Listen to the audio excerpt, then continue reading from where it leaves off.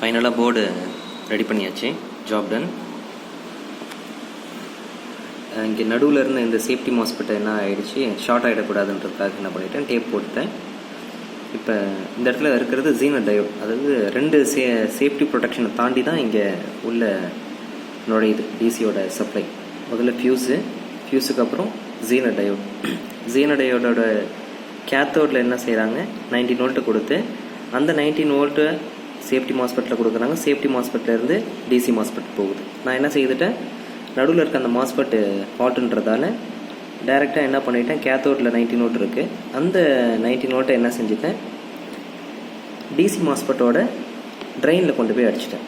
B channel MOSFET அது ஃபார்வர்டில் போட்டிருக்காங்க. இப்போ போட்டதுக்கப்புறம் போர்டு ஆன் ஆகிடுச்சு, ரன் ஆகிட்டு இருக்கு. போர்டோட டிஸ்பிளேவும் பாருங்கள். Thanks for watching.